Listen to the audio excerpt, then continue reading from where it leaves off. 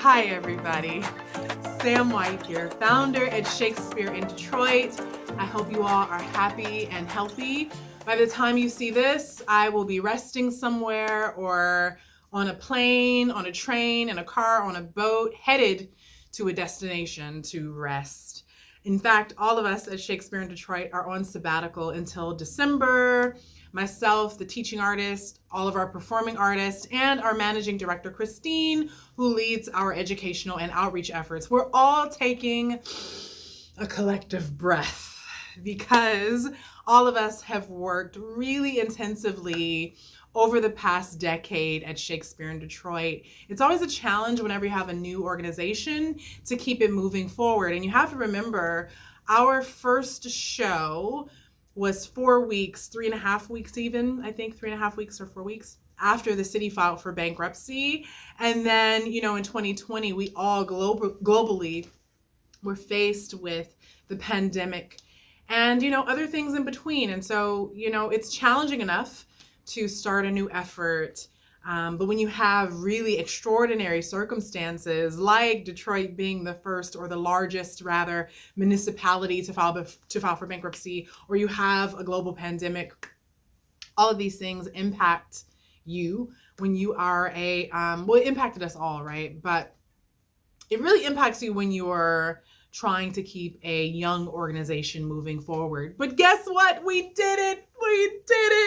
We did it thanks to you, our incredible audience. You have really sustained Shakespeare in Detroit long before we were getting grants and before we were getting other means to carry the work forward, even long before we had this lovely costume shop that I'm in, long before now rather.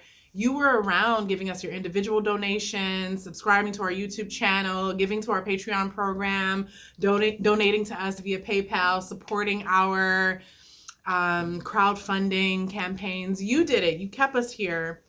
And so we feel like we know that our audience is our collaborators, and you're the reason why we have been able to sustain this work for a decade, moving into our 11th year.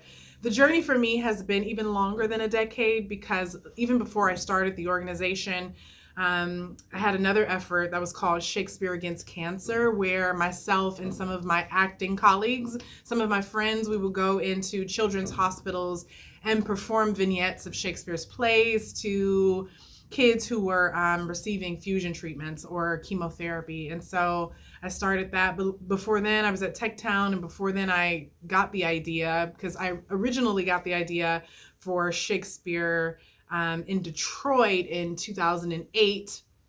But if you know anything about Detroit and about the economy in this nation in 2008, it wasn't the best time to be starting anything because the automotive industry was failing at that time.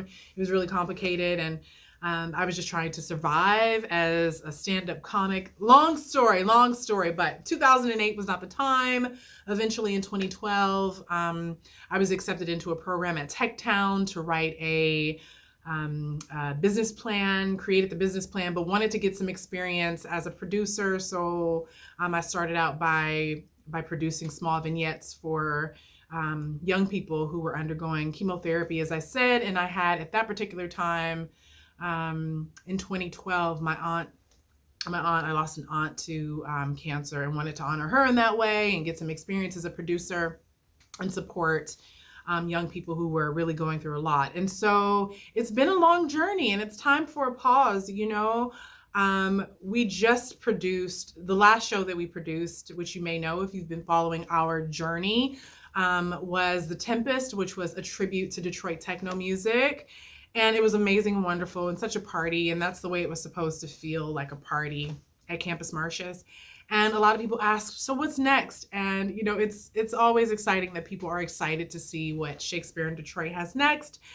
But what we have next is rest, or what we have happening now is rest. Of course, if you've watched some of the other videos that we've posted most recently, you know that we're planning our 11th season. And we even asked you, and I'll post the video to that specific upload, where we specifically asked you, do you want to see Love's Labor's Lost or Taming of the Shrew? Because We're already planning the season. And by the way, we have another show coming up before then, which I'll announce soon. And again, we're going to produce A Christmas Carol in December when we're back, which is an annual tradition that Shakespeare in Detroit has.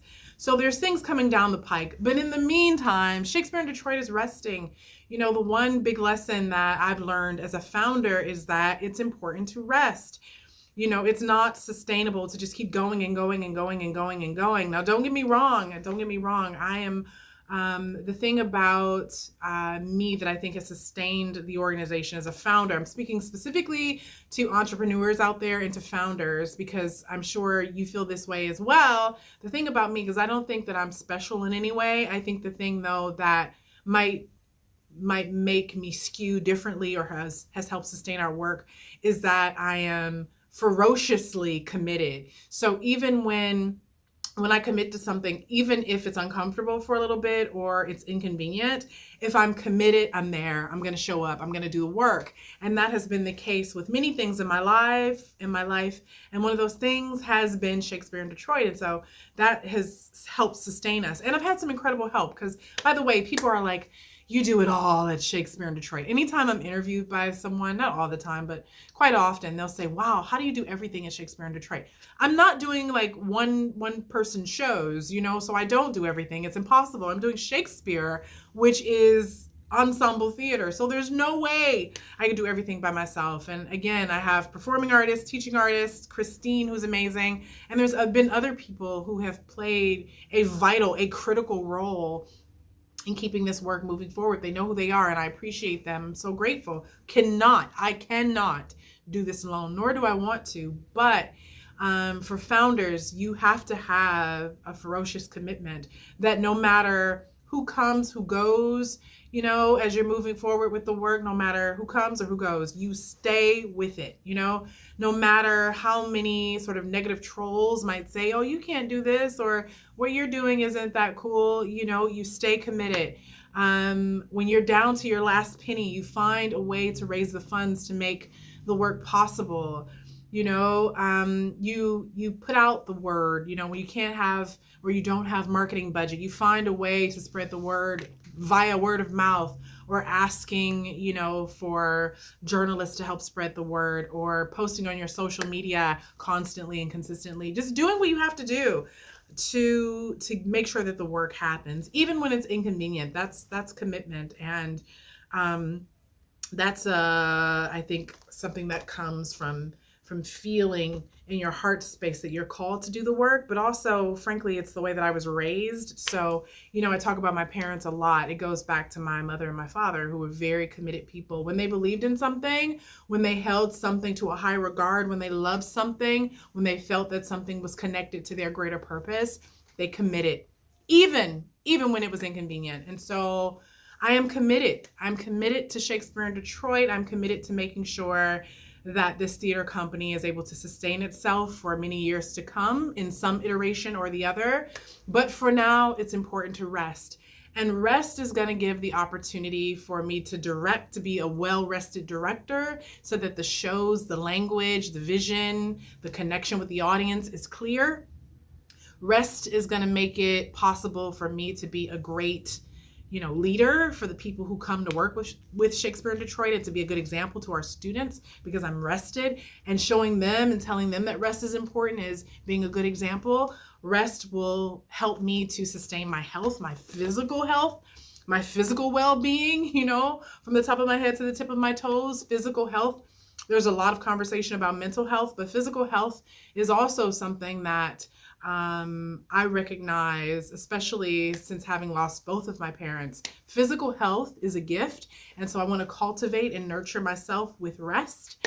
And also, rest is going to give me the opportunity to sort of sit and think and ruminate on all of the fantastical and imaginative ideas that I have, as it's like connected to, or as my imagination is connected to, Shakespeare's canon. I have so many ideas for the 37 plays, some that I want to try again or do again, and others that we haven't touched. And I need time to really cook up those ideas. You know, we want to build our board. And so really thinking about who those new board members can be. We want to continue to grow our team. Right now on a full-time basis, there's myself and there's Christine, and then we have our contracted teaching artists and then performing artists. They come and they go as needed.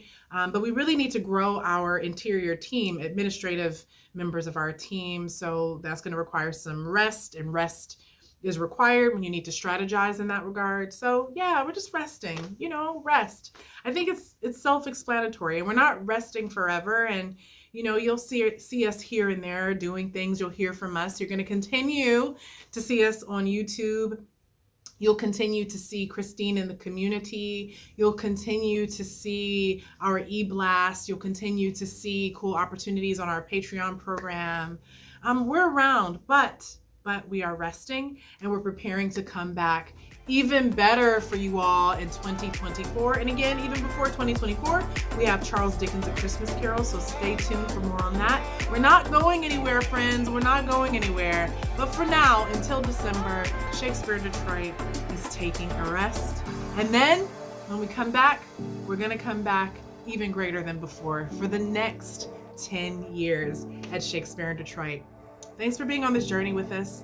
Thanks for clicking this video to hear what I'm talking about here on this YouTube channel today. And I'll see you really, really soon. Bye.